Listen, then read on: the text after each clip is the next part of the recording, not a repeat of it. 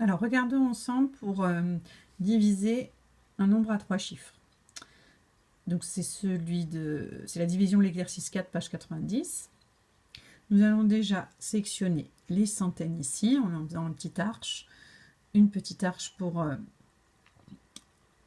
bien se rappeler ce qu'on doit diviser par 6. Donc, en 6, combien de fois j'ai 6? Je connais ma table de 6 et je peux marquer 1. 1 fois 6 est égal à 6, que je note tout de suite ici pour ne pas l'oublier. Et là, je fais 6 moins 6. J'arrive donc à 0.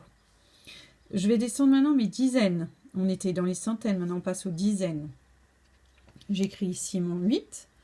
Alors, je vais prendre en compte sous mon arche les deux nombres. Nous arrivons donc à 8 divisé par 6. En 8, combien de fois 6? Toujours une fois. 1 fois 6 égale 6, que j'écris ici. 8 moins 6 égale 2. J'ai donc ma colonne des dizaines complétée ici. Et je descends mon 4 pour arriver à 24. 24 divisé par 6. Dans ma table, je sais que ça correspond à 4.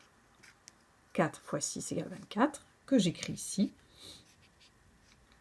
24 moins 24 égale 0. Donc j'ai donc comme reste 0, comme quotient 114.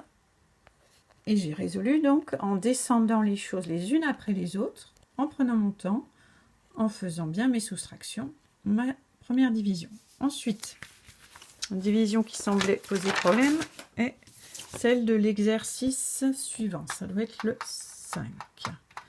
Page 90, donc 864. Même méthode. Je commence par mettre une arche au-dessus de mon 8 et au-dessus de mon diviseur.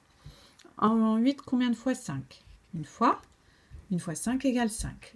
J'écris ici mon 5. 8 moins 5 égale 3. Donc j'ai ici dans mes centaines 3, je descends ma dizaine 6 et j'arrive donc à 36 que je recouvre de l'arche. 36 divisé par 5. Alors je regarde dans ma table.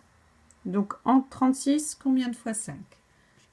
Je sais que 5 fois 7 égale 35. 5 fois 8 égale 40. Donc je vais en déduire que c'est 7 que je dois écrire. 5 fois 7 égale 35, que je réécris ici. 36 moins 35 égale 1.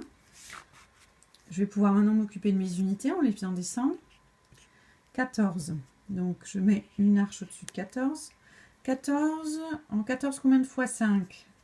Je sais que 5 fois 2 égale 10. 5 fois 3 égale 15. Donc c'est 2 que je vais retenir, puisque c'est ce qui se rapproche le plus de 14. 2 fois 5 égale 10. J'écris donc ici 10. 14 moins 10, il me reste 4. Donc j'ai résolu ma division. J'ai le quotient 172 et j'ai le reste 4.